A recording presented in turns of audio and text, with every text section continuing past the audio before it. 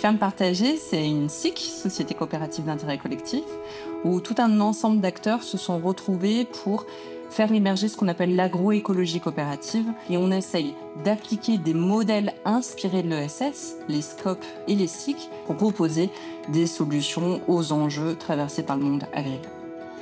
Nous, les fermes partagées, on est issus d'une rencontre entre des fermes collectives coopératives et une réflexion qui était portée par le GRAP, le Groupement régional pour une alimentation de proximité.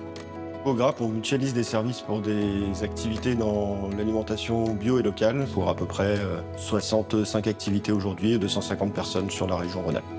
La volonté des fondateurs, c'était d'agir pour une meilleure alimentation. Le lien est fort entre GRAP et les fermes partagées, mais c'est bien un projet autonome qui a sa propre vie. Le Fait-Tout, c'est un tiers-lieu solidaire, engagé et gourmand. On a une activité de cantine solidaire. On a une partie de coworking où aujourd'hui on accueille 14 structures de l'économie sociale et solidaire. Donc du coup, les fermes partagées ont rejoint le coworking dans la partie transition alimentaire qui est une des valeurs du Fait-Tout. Ça nous permet de mutualiser nos réseaux, nos projets, nos partenaires aussi également pour pouvoir travailler ensemble sur cette thématique de la transition alimentaire. On a envie de s'inscrire là-dedans pour proposer une alimentation plus saine et plus durable à tout le monde. Au sein de Belle Bouffe, on va militer pour plus de justice alimentaire. Ça fait 6 mois que les fermes partagées sont au sein du Fait-Tout. Ça permet vraiment de reconnecter le côté production, donc celles et ceux qui nous nourrissent, aux mangeurs et aux mangeuses. Ça permet vraiment d'avoir cet écosystème-là qui représente différents maillons dans la chaîne alimentaire. Pour nous, la production en agroécologie est la seule manière de faire durable et en adéquation avec les enjeux sociétaux. Il faut savoir que l'agriculture, c'est le deuxième secteur le plus émetteur de gaz à effet de serre. On ne peut pas continuer sur les modèles conventionnels, productivistes d'agriculture. On est obligé de proposer des nouveaux modèles et nous, la voie qu'on porte, c'est celle de l'agroécologie coopérative.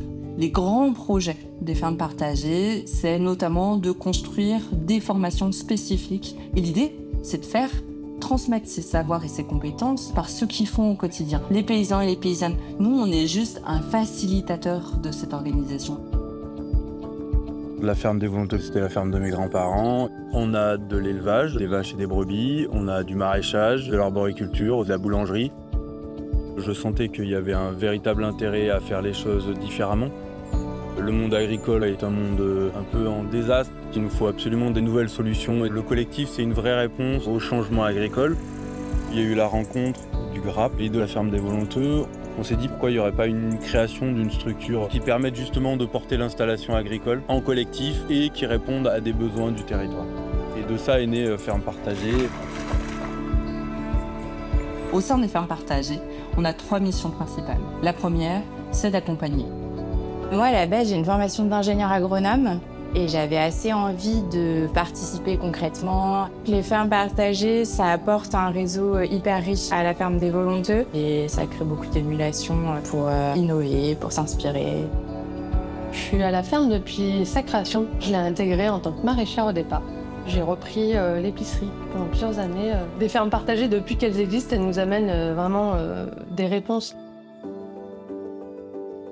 La deuxième mission des fermes partagées, c'est faire réseau entre les fermes et également créer du réseau entre les différents acteurs de l'amont et de l'aval. Faire partie d'un réseau, c'est intéressant parce qu'on a quand même des échanges avec des personnes qui viennent. On échange beaucoup sur nos pratiques, sur tout ce qui est comptabilité, gestion, sur la com, sur d'autres choses. En tant que collectif, on est aussi là pour avoir une portée politique en fait, sur l'avenir de l'agriculture. Le troisième volet, c'est plutôt un volet de plaidoyer, c'est-à-dire faire connaître ce modèle-là de ferme coopérative au sein du secteur agricole, au sein de l'ESS et à la société de manière générale. Le modèle nous semble pertinent, mais aujourd'hui, il faut le prouver et le défendre. Ça veut dire travailler sur nous-mêmes, sur notre rapport à l'argent, sur notre rapport à la propriété. Ça nous semble bien plus désirable pour une société à venir. Le modèle des fermes partagées, c'est faire advenir une agriculture qui est souhaitable. On a besoin de mobiliser et d'inspirer, de donner envie de s'installer en agriculture. Est-ce qu'on a envie de fermes usines immenses, hyper mécanisées, qui s'appuiera sur la génétique robotique? Ou est-ce qu'on a envie de créer d'autres modèles basés sur la coopération, sur le respect de l'environnement et des humains et en lien au territoire?